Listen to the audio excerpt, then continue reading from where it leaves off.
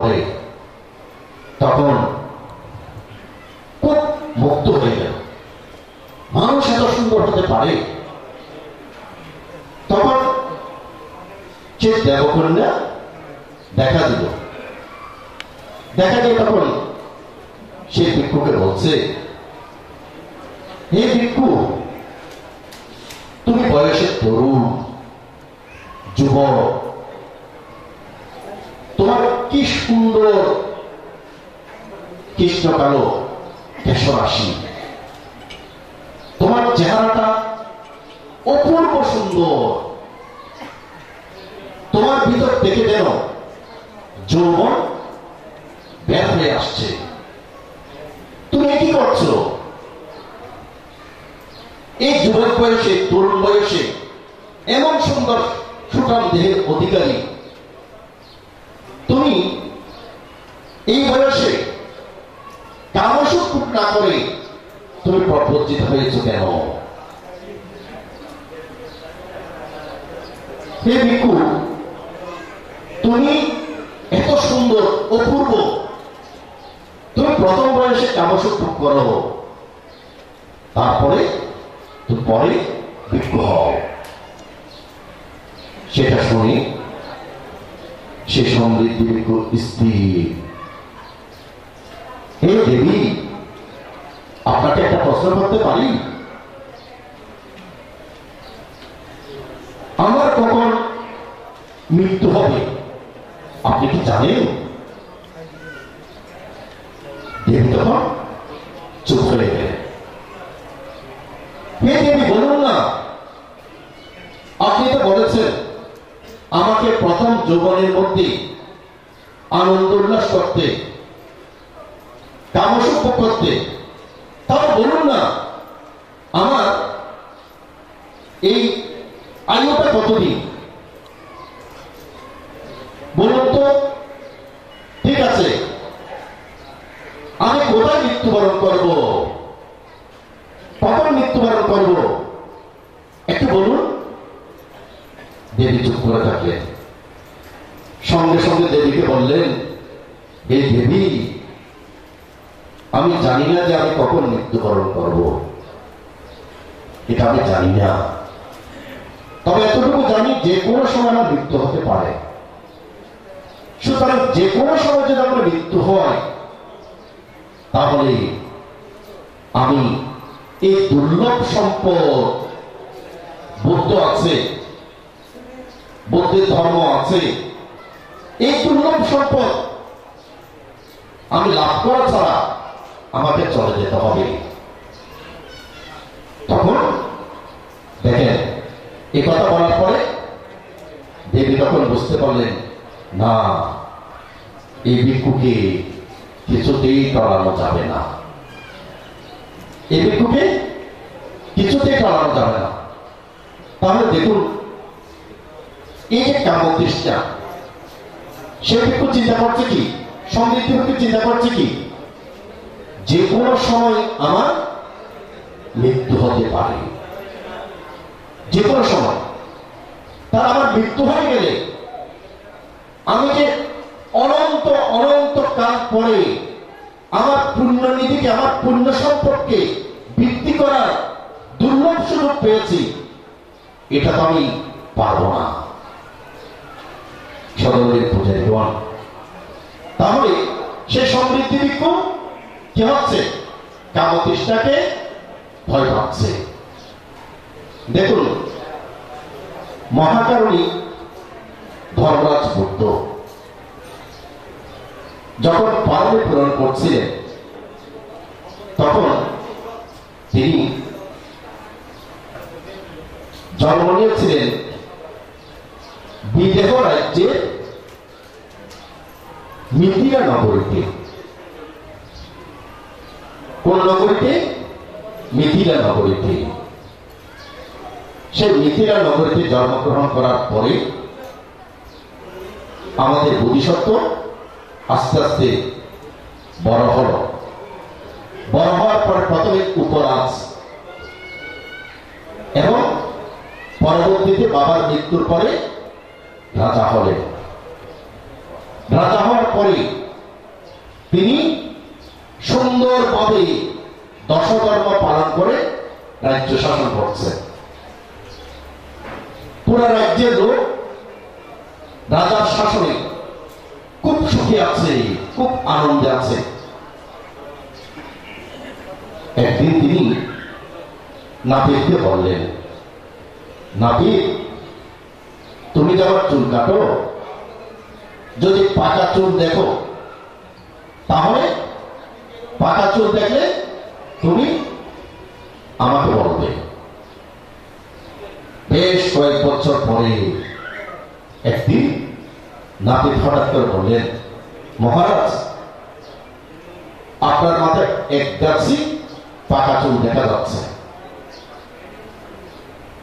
তখন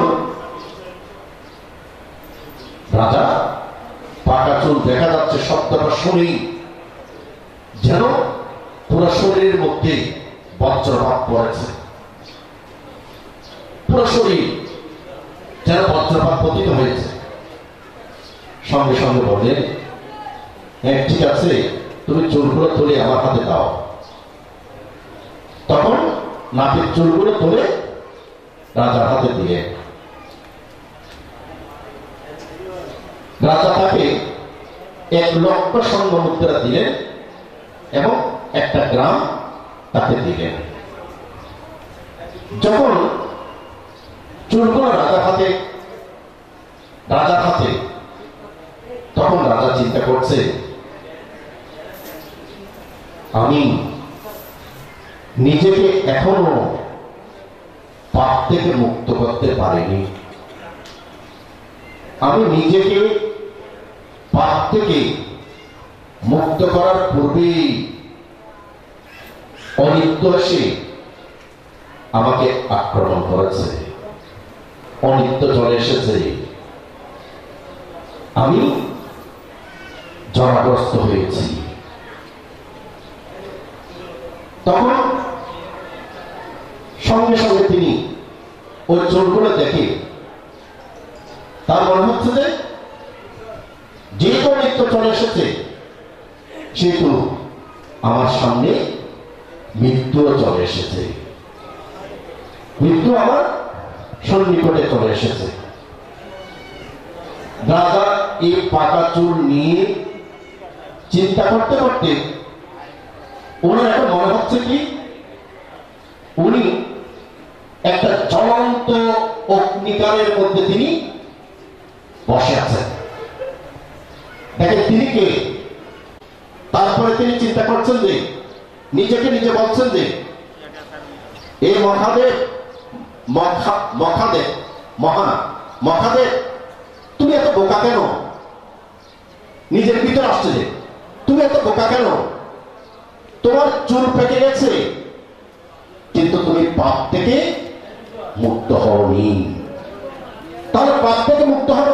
ওনার মনের মধ্যে এবার একটা দাহ যন্ত্রণা সৃষ্টি হল। যন্ত্রণা কি? আমি মৃত্যুবরণ করতে পারি। অন্তর্দাহ সৃষ্টি হয়েছে। কি ব্যাপার? নাপিত চুল কাটছে, এখন চুল কাটার পর থেকে রাজা এরকম হয়ে গেলেন, বিমর্ষ, একেবারে বিমর্ষ। এবং সঙ্গে সঙ্গে জ্যেষ্ঠ ছেলেকে ডাক দিল, বাবা তুমি এদিকে আসো। আসলো, আসার পরে বলল যে, আমি বিদ্ধ হয়েছি, অনিত্য আমাকে আক্রমণ করেছে। এই যে পাকা চুল, আমার চুল পেকে গেছে, সুতরাং এখন যদি আমি নিজেকে মন মুক্ত না করি, পাপ মুক্ত না করি, তাহলে আমার এই মানব জীবনটা ব্যর্থ হবে। তাই আজকেই আমি আর এই রাজপ্রাসাদের মধ্যে থাকতে পারছি না। এই রাজপ্রাসাদ আমার কাছে একটা জ্বলন্ত আগুন হয়ে গেছে। আমাকে রক্ষা করো তুমি, তুমি এই রাজার দায়িত্ব নাও, তুমি রাজার দায়িত্ব নাও। সঙ্গে সঙ্গে মন্ত্রী পরিষদ সবাই ছুটে আসলেন। সবাই রাজাকে বলছেন, না মহারাজ, আপনি তার অনেকদিন বাঁচবেন, আপনি আর অনেকদিন বাঁচবেন। দেখুন, আপনারা বৃদ্ধ হওয়া সত্ত্বেও এখন রাজার ভিতর আসছে যে আমি বৃদ্ধ হয়ে গেছি, আমি জরাগ্রস্ত হয়ে গেছি, আমি জরাগ্রস্ত হয়ে গেছি। জরাগ্রস্ত হওয়ার আগেই আমাকে মানব জীবনটা সার্থক করতে হবে, নতুন আমাকে নিচের দিকে যেতে হবে। তখন মন্ত্রী পরিষদ বলছে যে না মহারাজ, দুই একটা চুল পেকেছে, আপনি আর অনেক বছর বাঁচবেন, এখন অর্ধেক বয়স বাকি আছে। রাজা বলছে না না, আমি আর থাকতে পারছি না, আমার ভিতরে এই রাজপ্রাসাদ আমার কাছে একটা অগ্নিকুণ্ড হয়ে গেছে, আমাকে মুক্তি দাও। দেখেন কেন ওই কামতৃষ্ণাকে, এখন ভয়ঙ্কর কামতৃষ্ণাকে চিনে ফেলেছে। ভয়ঙ্কর কামতৃষ্ণাকে চিনি সমৃদ্ধি ভিক্ষু ছোট বয়সে সংসার ত্যাগ করেছে। ভয়ঙ্কর কামতৃষ্ণাকে চিনি, এই কামতৃষ্ণা আমাদেরকে শেষ করে দিচ্ছে, আমাদের পালনকে ধ্বংস করছে, আমাকে বিকশিত হতে দিচ্ছে না, আমাকে প্রকৃত সুখ পেতে দিচ্ছে না। এই কারণে মঠাদের রাজাও এই রাজপ্রাসাদকে অগ্নিকুণ্ড মনে করছে, একটা বিশাল অগ্নিকুণ্ড মনে করছে। এখন তিনি সংসার ত্যাগ করবেন, সত্যি সত্যি কোন বাধাই মানলেন না, তিনি সংসার ত্যাগ করলেন। সদরের পূজারীগণ, আমি আপনাদেরকে সংসার ত্যাগ করতে বলছি না, আমি শুধুমাত্র বলছি যে আপনার সম্পদ যে ধ্বংস করে দিচ্ছে তাকে আপনি আনন্দদায়ক মনে করে এখন বসবাস করছেন। কেন? তার ভয়ঙ্কর রূপ আপনি চিনেন না। আমি শুধুমাত্র বলছি যে আপনি তার ভয়ঙ্কর রূপটা চিনে নেন, সংসারের মধ্যে থাকেন, কোনো অসুবিধা নেই, স্ত্রী পুত্র কন্যা নিয়ে থাকেন, কোনো অসুবিধা নেই, কিন্তু এই তৃষ্ণার, কামতৃষ্ণার ভয়ঙ্কর রূপটাকে আপনি চিনে নেন। দেখুন, কামতৃষ্ণার ভয়ঙ্কর রূপটা কেমন, এটা বর্তমান পরিবেশের মধ্যে আমি একটা ছোট্ট উদাহরণ দিই। দেখবেন বর্তমান প্রজন্ম, আপনারা যার বয়স হয়ে গেছে, আপনারা সংসার করেছেন একরকম, যাদের বয়স ধরুন 50-এর উপরে, তারা সংসার করেছেন একরকম। এখন বর্তমান যাদের বয়স 20-22, যারা বর্তমান প্রজন্ম, তারা সংসার করছে ঠিক, কিন্তু আমরা বেশিরভাগ ক্ষেত্রে দেখি যে স্ত্রী আর স্বামীর মধ্যে ওই আগের মতো ওই বোঝাপড়াও নেই, ওই বিশ্বাসও নেই, ওই বিশ্বাসও নেই। বর্তমান প্রজন্মের মধ্যে ওই বোঝাপড়াটাও নেই, ওই বিশ্বাসও নেই। বরং বোঝাপড়া এবং বিশ্বাসের জায়গায় একটা জিনিস চলে এসেছে, কি? সন্দেহ। কি চলে এসেছে? সন্দেহ। স্ত্রী স্বামীকে সন্দেহ করছে, স্বামী স্ত্রীকে সন্দেহ করছে। তাহলে সন্দেহটা কি নিয়ে? কামতৃষ্ণা নিয়ে। কামতৃষ্ণা নিয়ে না, কামতৃষ্ণা নিয়ে। তাহলে কামতৃষ্ণা নিয়ে সন্দেহ সৃষ্টি হওয়ার কারণে কি হয়? দেখবেন এখন বর্তমান প্রজন্মের টাকা পয়সা, ধন সম্পদ, শিক্ষা দীক্ষা সব আছে, বাড়ি গাড়ি সব সুন্দর, নেই কি? সুখ নেই। হচ্ছে কি? সুখটা নেই। কেন? ওই কামতৃষ্ণা। কামতৃষ্ণার কারণে স্ত্রীকে সন্দেহ, কামতৃষ্ণার কারণে স্বামীকে সন্দেহ।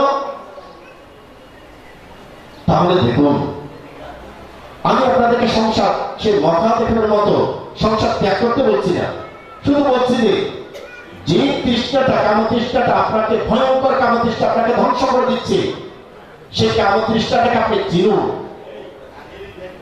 সে করেছেন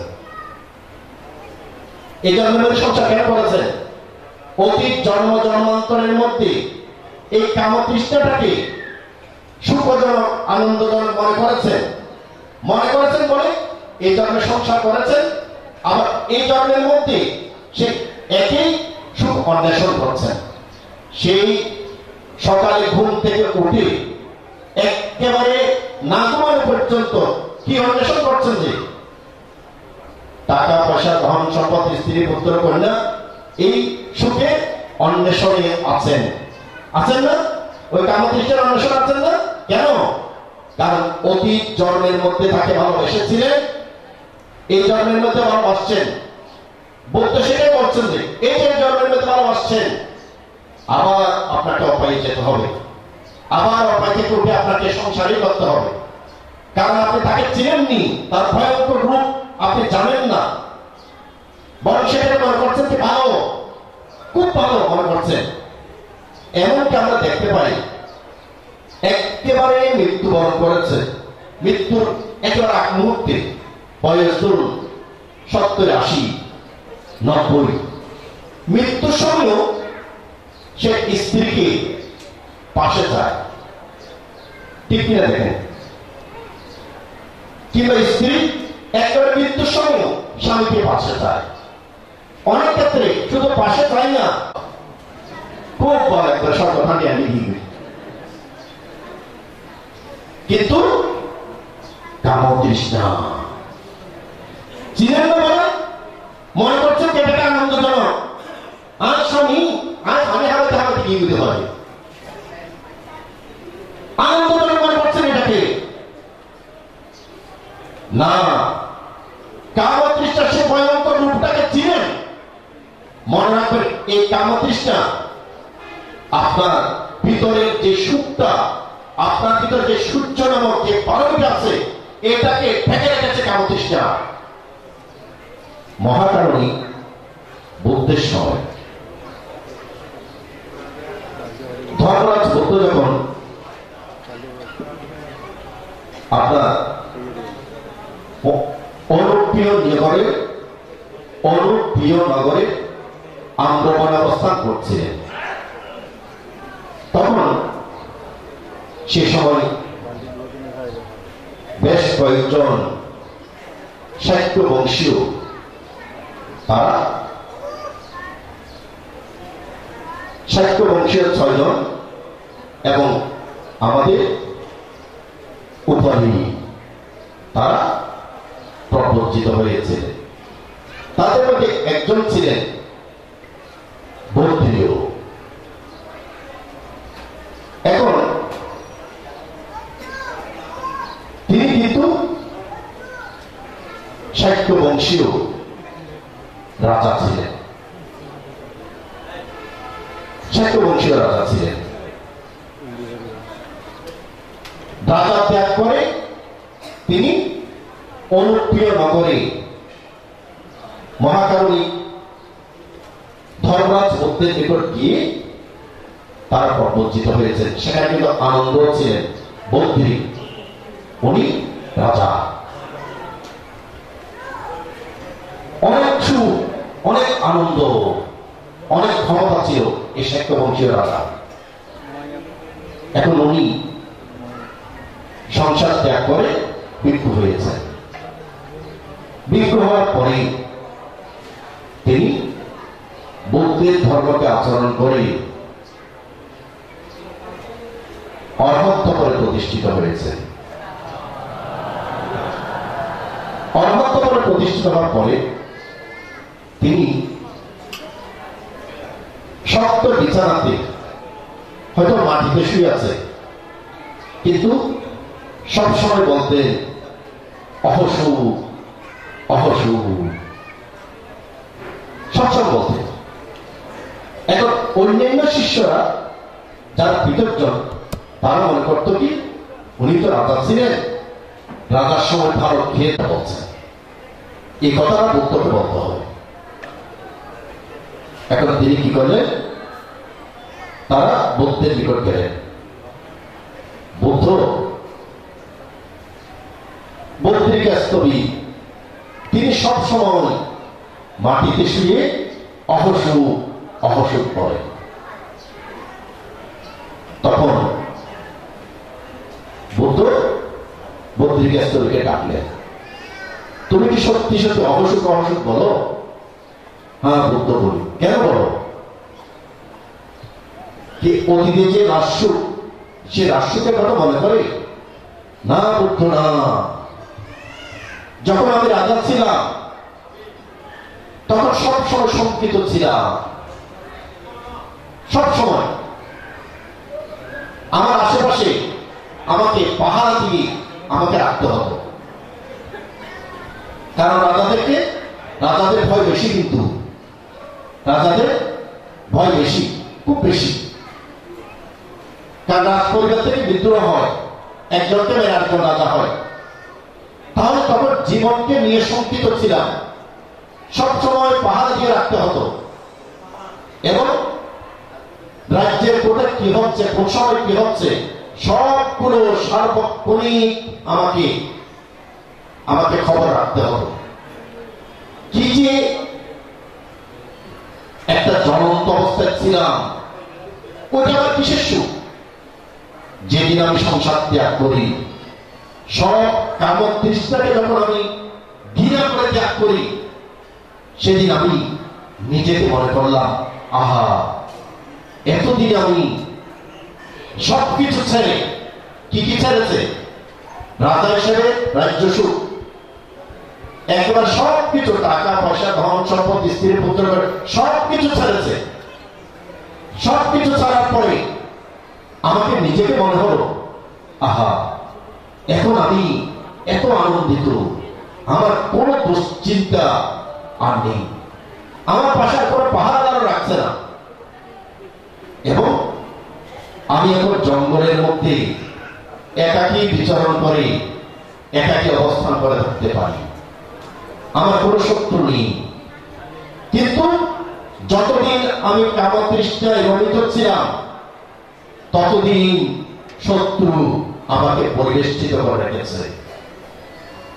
তখন শিষ্যরা তখন সবাই বসে শুনছে, কেন তিনি অসুখ বলছে?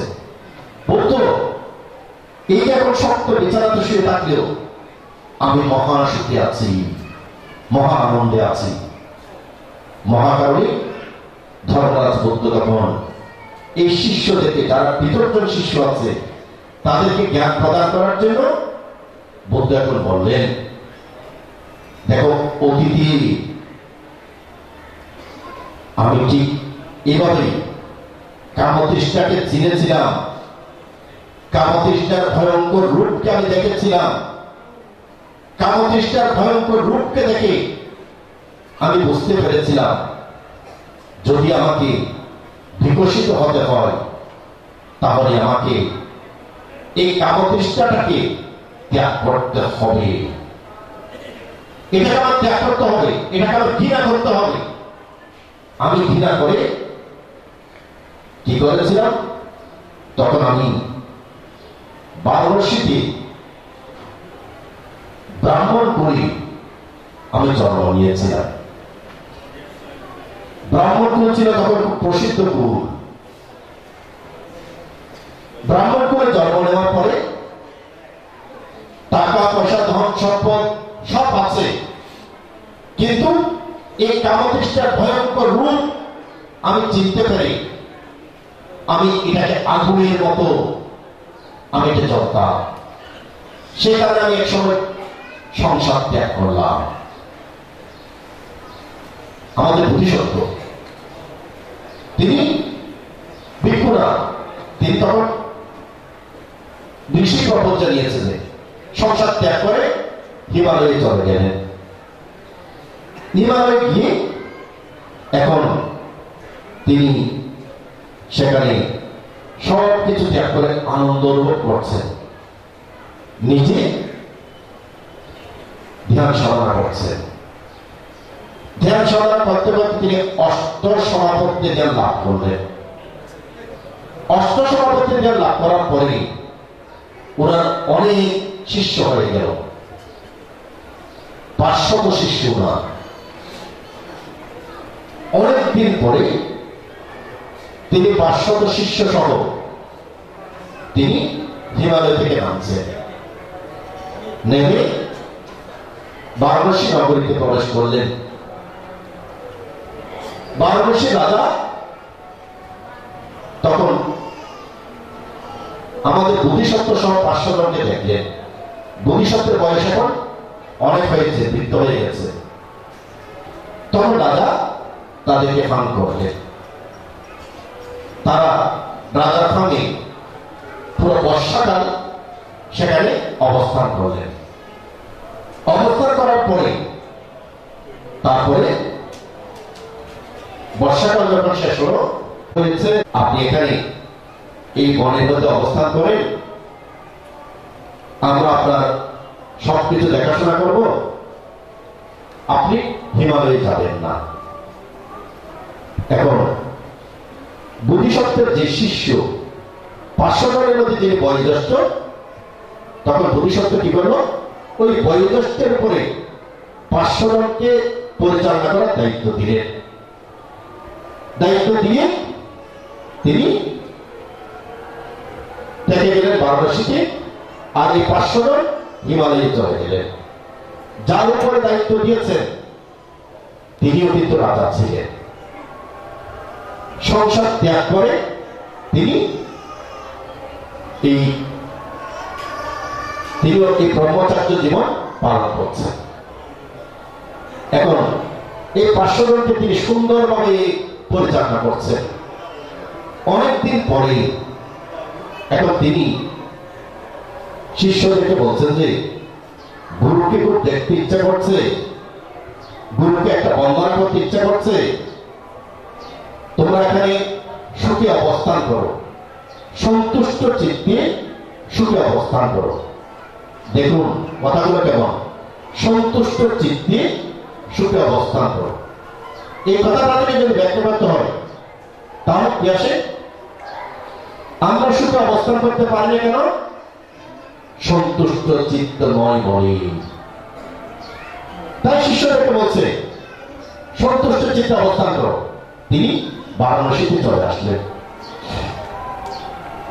বারাণসীতে আসার পর গুরুকে বন্দনা করলেন, গুরুর সঙ্গে থাকলেন। এখন একদিন গুরুর ভিতরে বসে আছে, তিনি ওইখানে এখন এটা থেকে গুরুর ভিতরে, গুরু তো জানে যে কেন অবশ্যই বলছে। ঠিক সেই সময় রাজা আসলো। রাজাকে দেখা সত্ত্বেও তিনি ওখান থেকে উঠলেন না উঠে তিনি শব্দ করে বলছেন অহসু অহসু অহসু। তখন রাজা খুব অসন্তুষ্ট হলেন। অসন্তুষ্ট হয়ে ভিতরে গুরুকে বললেন, গুরু বাইরে যে আসছে সে মনে হয় আজকে একেবারে আকণ্ঠ খুব খেয়েছে, বেশি খেয়ে মনে হয় একেবারে খুব শব্দ করে করে সুখানুভূতি প্রকাশ করছে, অহসু অহসু। গুরু তখন বললেন, মহারাজ যিনি শক্ত মাটিতে শুয়ে অহসু অহসু করছেন তিনিও আপনার মতো রাজা ছিলেন, কিন্তু তিনি যখন রাজা ছিলেন সেই কামাসক্ত জীবনে তিনি সুখ পান নাই। ভালো খেয়ে রাজ্য শাসন করে তিনি সুখ পান নাই। যারা পারণীবান, যারা পুণ্যবান, তারা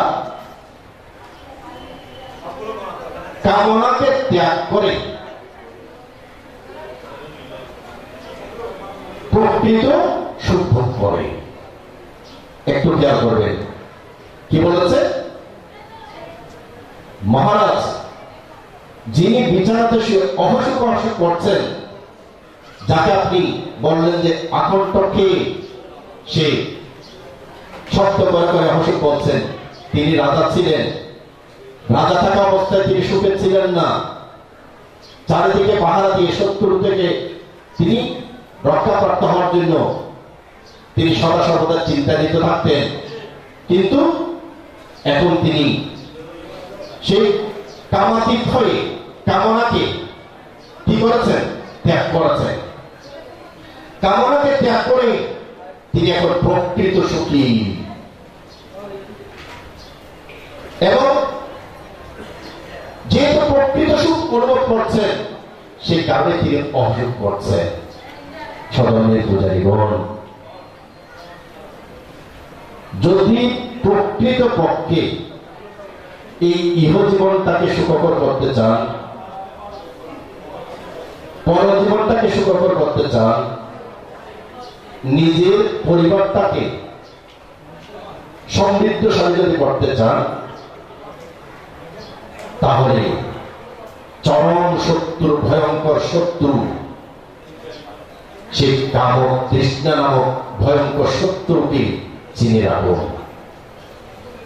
বুদ্ধ এখানে তাই বলছেন, যে ভয়ঙ্কর শত্রু কামতৃষ্ণাকে চিনে সংসার ধর্ম যদি পালন করে, ভালো না বেশে, আপনি যদি এটাকে বলতে পারছেন যে এটাকে যদি ভালোবাসেন, এটাতে যদি আপনি আনন্দ অনুভব করেন, তাহলে এই আনন্দ আপনি আর বুঝতে থাকবেন।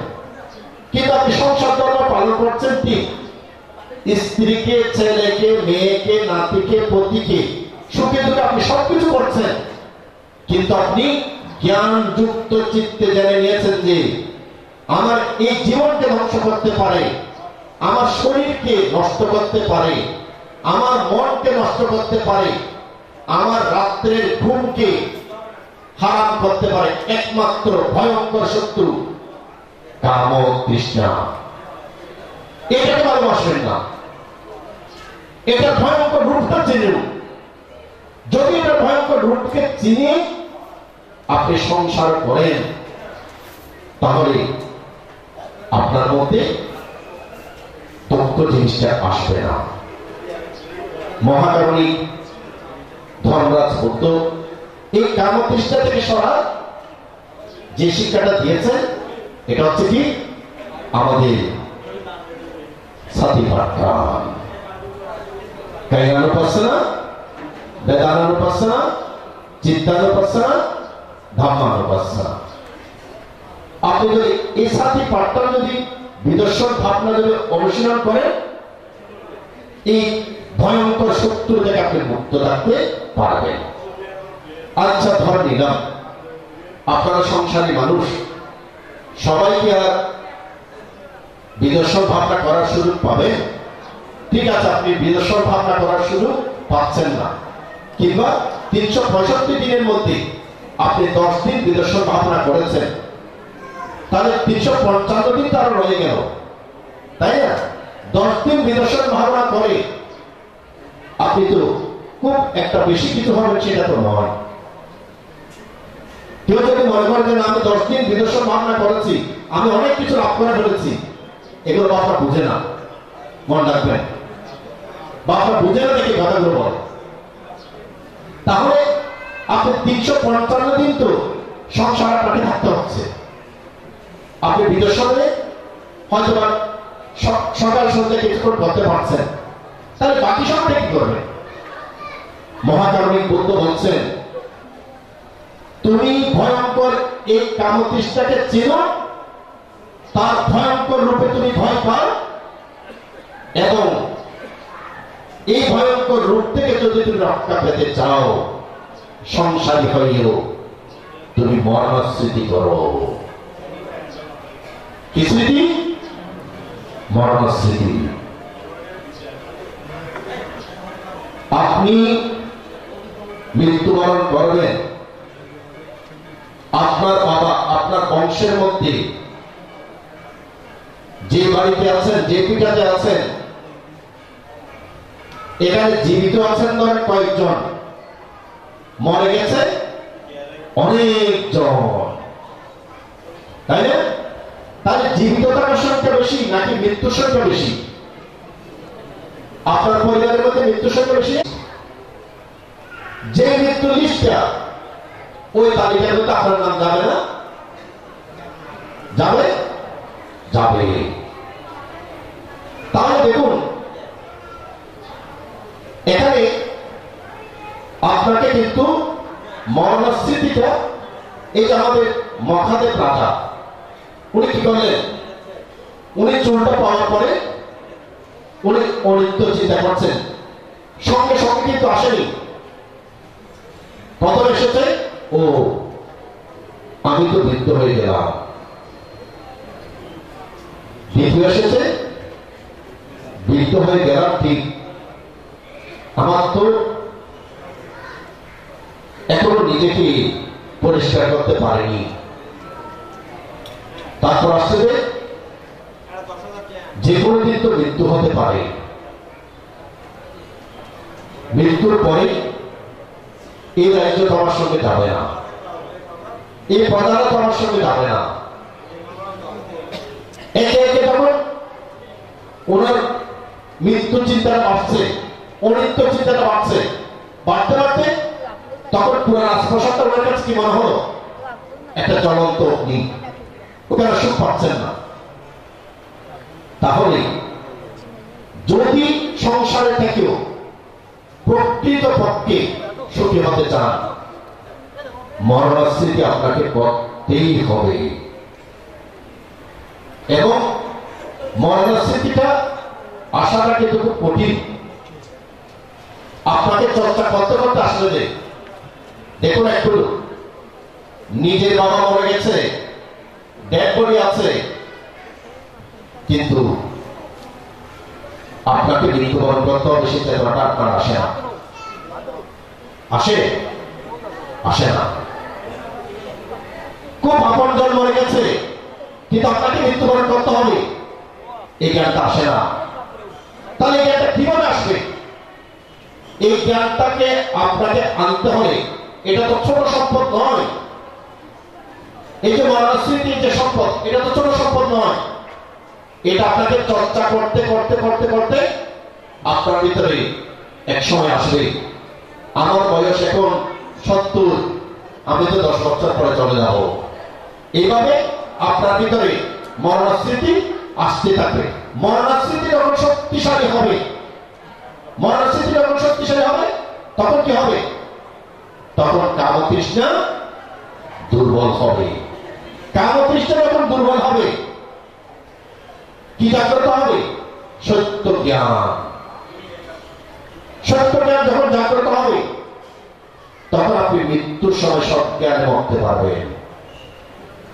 মনে রাখবেন, মৃত্যুর সময় সৎ জ্ঞানে মরতে পারবেন। যখন আপনার মরণস্মৃতি যখন প্রবল থেকে প্রবলতর হবে, সত্য জ্ঞানটা, কামতৃষ্ণাটা তখন কি হবে? কমবে। কামতৃষ্ণাটা যখন কমবে, তখন আপনার চিত্ত কি হবে? অস্থির হবে নাকি স্থির হবে? স্থির হবে। স্থির চিত্তে আপনি যদি বুদ্ধকে স্মরণ করেন, আপনার পুণ্য বেশি হবে নাকি পুণ্য কম হবে? পুণ্য বেশি হলে আপনার পুণ্য নিধি বাড়বে নাকি কমবে? পুণ্য নিধি বাড়লে আপনার পরিবার সুখী হবে নাকি দুঃখী হবে? তাহলে সত্যটা কি? ভয়ঙ্কর কামতৃষ্ণা যে আপনার সত্যকে সম্পূর্ণভাবে দমন করে রেখেছে, সেই কামতৃষ্ণার ভয়ঙ্কর রূপটা চিনে সেটাকে ঘৃণা করুন, ভয় পান এবং নিজের সত্যটাকে জাগ্রত করুন। চিত্তটা স্থির হবে।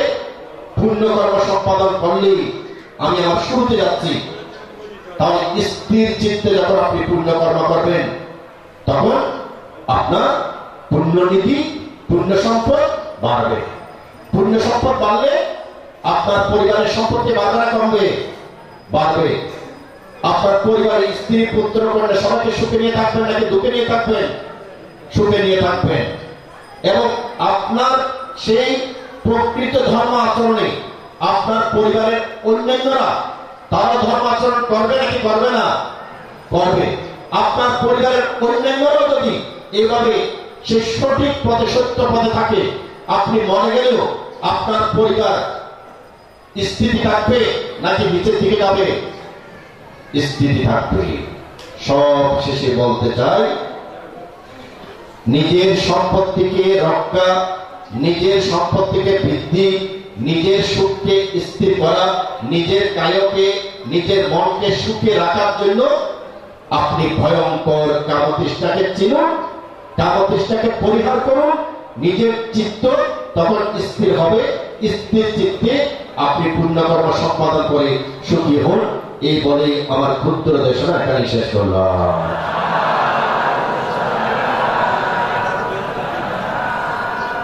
আমাদের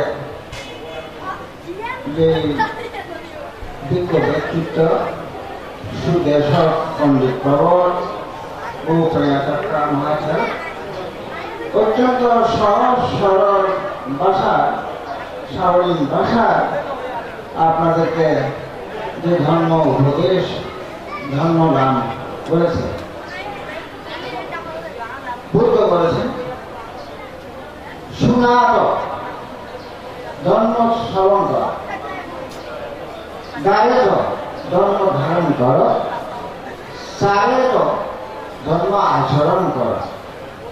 তাহলে এই ত্রিবিধ যদি গুণাবলী থাকে তাহলে সব ধর্ম শ্রবণ করা সার্থক হবে। উপাসক উপাসিকাগণ এখানে আমি আলোচনা করতে চাই না, তবে যে বৌদ্ধ দুই প্রকারের বৌদ্ধ আছে, একটা হলো জন্মে বৌদ্ধ আর একটা হলো কর্মে বৌদ্ধ। এখন আপনারা কি জন্মে বৌদ্ধ না কর্মে বৌদ্ধ?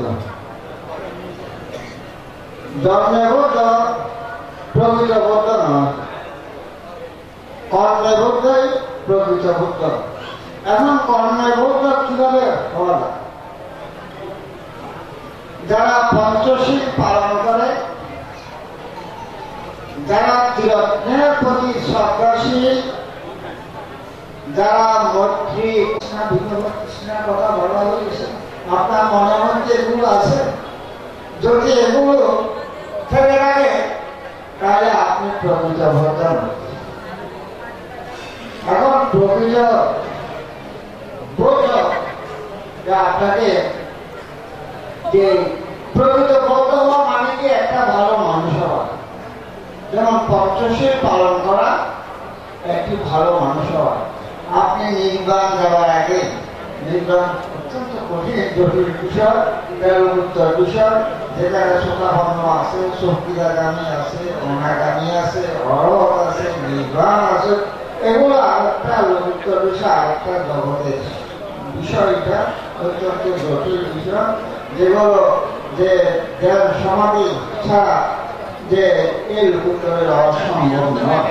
তাই আপনারা যে আগে কিছু মনুষ্য জীবন লাভ করেছেন, এই মনুষ্য জীবনকে আপনারা ধরে রাখবার চেষ্টা করেন, যাতে আপনারা সব জায়গায় মৃত্যুবরণ করে অন্তত আগামী জন্মের মধ্যে স্বর্গে যেতে পারেন বা নাই পারেন, অন্তত বৈধ করে যাতে জন্ম হয়, আপনারা সেভাবে যে পঞ্চশীল পালন করেন। পঞ্চশীল হল গৃহশীল, আদর্শ জীবন গঠন করার জন্য পঞ্চশীল, আদর্শ পরিবার গঠন করার জন্য পঞ্চশীল, সুখী সমৃদ্ধিশালী জীবন গঠন করার জন্য পঞ্চশীল।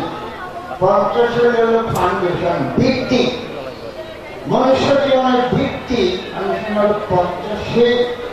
তারপর আপনি পঞ্চশীলের পর আপনি অষ্টশীল পালন করতে পারেন। পঞ্চশীল হল ভোগ, অষ্টশীল হল ত্যাগ। অষ্টশীলের মাধ্যমে আপনি ব্রহ্মলোকে যেতে পারেন, আপনি নির্বাণ যেতে পারেন। অষ্টশীলে যদি আপনি বিদেশন ভাবনার মধ্যে যান, আপনি যে সমস্ত দুঃখ থেকে মুক্তি লাভ করে আপনি নির্বাণ যেতে পারেন। তাই এখানে বলো আপনাকে এটি মানে প্রকৃত বৌদ্ধ। আগে প্রকৃত বৌদ্ধ হন, প্রকৃত বৌদ্ধ হন, পঞ্চশীল পালন করবেন, অষ্টশীল পালন করবেন, সকাল সন্ধ্যা যোগারাত্রি বন্দনা উপাসনা করবেন, চিরত্নের প্রতি শ্রদ্ধাশীল থাকবেন, দানশীল ভাবনার প্রতি শ্রদ্ধাশীল থাকবেন, সময় সুযোগ মতো অষ্টশী পালন করবেন, বিদর্শন ভাবনা করবেন। আশাবিত কুশল কর্ম না থাকলে সব জ্ঞানে মৃত্যুবরণ করা বড়ই কঠিন। আশাবিত কুশল কর্ম, এই যে ধর্ম আচরণ করা, ধর্ম পালন করা, এটা আশাবিত কুশল কর্ম। এই কুশল কর্ম যদি থাকে তাহলে আপনি সব জ্ঞানে মৃত্যুবরণ করতে পারবেন। এবং যদি আপনি বিদর্শন প্রশিক্ষণ নেন, তাহলে বিদর্শন যে স্মৃতি, যদি মরবার সময় আপনার স্মৃতি থাকে, তাহলে আপনি এই সব জ্ঞানে মৃত্যুবরণ করতে পারেন। তাই এই সব জ্ঞানে মৃত্যুবরণ বুদ্ধ বলেছেন, যারা পঞ্চশীল পালন করে তারা মৃত্যুর পর স্বর্গে যায়। তারা মনুষ্যকে যদি আসে, তাহলে তারা যে সুখী সমৃদ্ধিশালী পরিবার গঠন করে পরিপূর্ণ আয়ু নিয়ে তারা দেহ ত্যাগ করে। তাই উপাসক উপাসিকাগণ, আজকে আপনারা বহু পুণ্য সম্পদ অর্জন করেছেন, বহু পুণ্য সম্পদ অর্জন করেছেন। এই সমস্ত পুণ্য রাশি যে আজকে এই যে পুণ্য রাশি পুণ্য করার যে একটা সুযোগ দান করেছে আমাদের যে বিহার পরিচালনা কমিটি সহ সম্পাদক রামপ্রিয় বড়ুয়া। রামপ্রিয় বড়ুয়া যে আজকে যে সংশ্লিষ্ট বক্তব্য প্রতিষ্ঠা এবং জীবনাস এবং সংবিধান অস্ত্র প্রতিষ্ঠা দান সংসদের বিধান এবং আপনাদের যে জ্ঞাতি ওজন থেকে আরম্ভ করে এবং এইসব ধর্ম আমাদের যে ধর্মচক্রাদি ধর্মধান করেছে, ধর্ম শ্রবণ করেছে, এই সমস্ত সুযোগ করে দিয়েছে আমাদের শ্রদ্ধাবান উপাসক রাজু বড়ুয়া।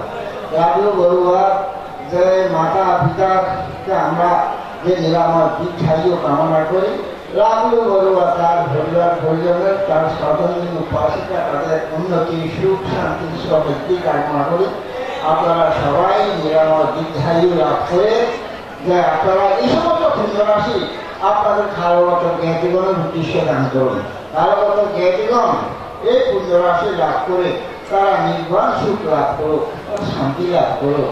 আপনারাও সবাই নিরাময় দীক্ষায়ু লাভ করে অন্তিম জন্ম জরা ব্যাধি মৃত্যু যাবতীয় দুঃখকে ধ্বংস করে পরম সুখ পরম শান্তি নির্বাণ লাভে সক্ষম অশান্ত দ্বন্দ্ব সংঘাতময় বিশ্বে আমরা আমাদের বাংলাদেশের জন্মভূমি, আমাদের বাংলাদেশ, আমরা বাংলাদেশের উন্নতি সুখ শান্তি সমৃদ্ধি কামনা করছি। সাথে সাথে বর্তমান অশান্ত দ্বন্দ্ব সংঘাতময় বিশ্বে ভগবান বুদ্ধের সাম্য মৈত্রী অহিংসা বাণী বড়ই প্রয়োজন। তাই অশান্ত বিশ্বে ভগবান বুদ্ধের সাম্য মৈত্রী অহিংসার বাণীতে জগৎ শান্তিময় হোক, জগতের সকল প্রাণী সুখী সবের সত্তা সুবিধা হুমকি। সভাপতি আয়ুষ্মান পয়চক্ষ মহাথের ভেলা ধরিয়ে গেছে, সন্ধ্যা নেমে আসছে, এখন বাড়ি যাওয়ার পালা। এখন যদি আমি কিছু বলতে চাই, বলা আর সম্ভব নয়। ভগবান থেকে বন্দনা জানিয়ে আপনাদের প্রতি মঙ্গলময় মৈত্রীময় জীবন কামনা করে আপনারা আপনাদের জ্ঞাতি যারা কালগত হয়েছে তাদেরকে পানি ঢেলে পুণ্যদান দেন।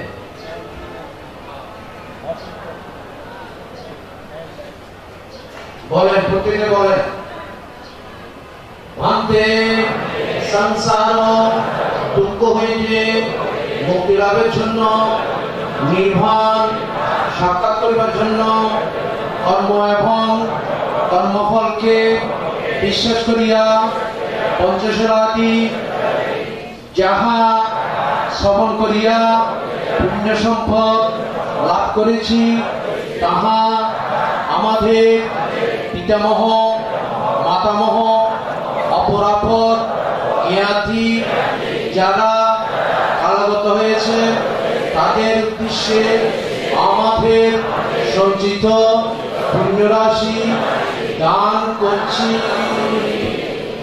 idam me yadinam hotu sukyanto yataya idam me yadinam hotu sukyanto yataya unname dan kedanan uparapate dathavasa ammehi sampadan priya sampadan sabbe deva anumohantu sabba sampatte siddhiya akasakasa bhummatha devanaga bhaiktika huyantan anumoditva siram rakkantu bhuttu shasanan akasakasa bhummatha devanaga bhaiktika huyantan anumoditva siram rakkantu lokasasanan akasakasa bhummatha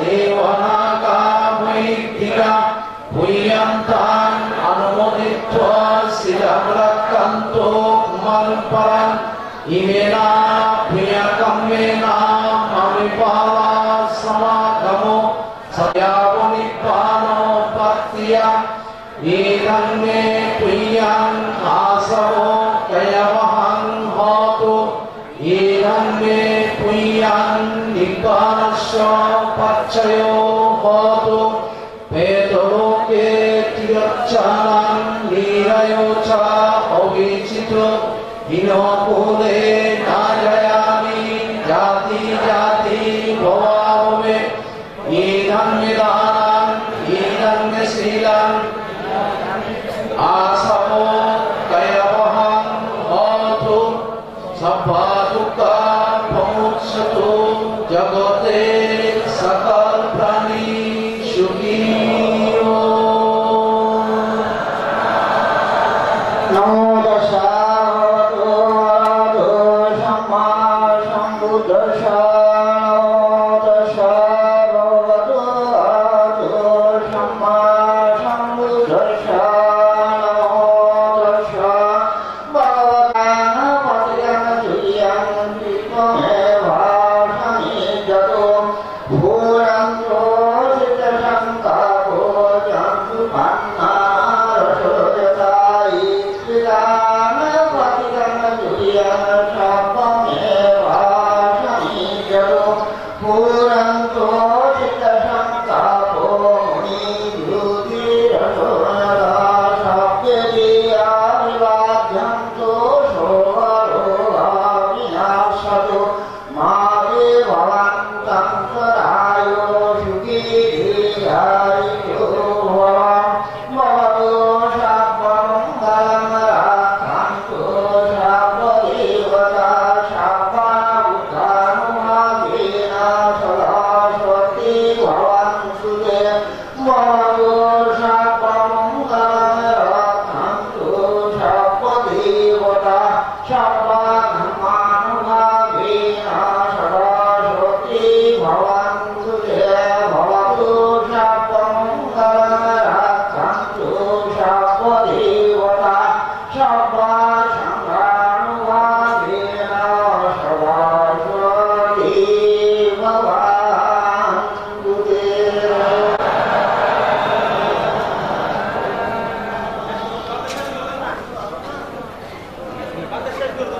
আমার এখানে সমাপ্ত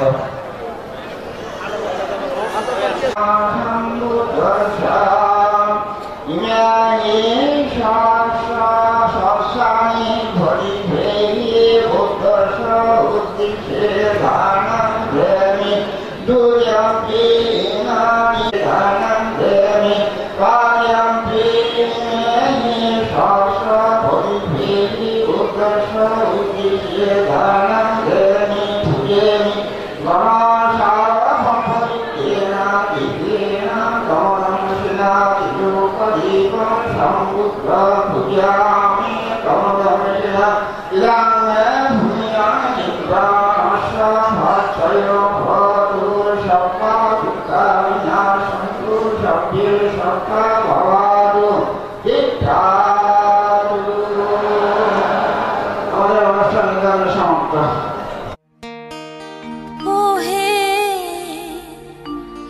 মানব গো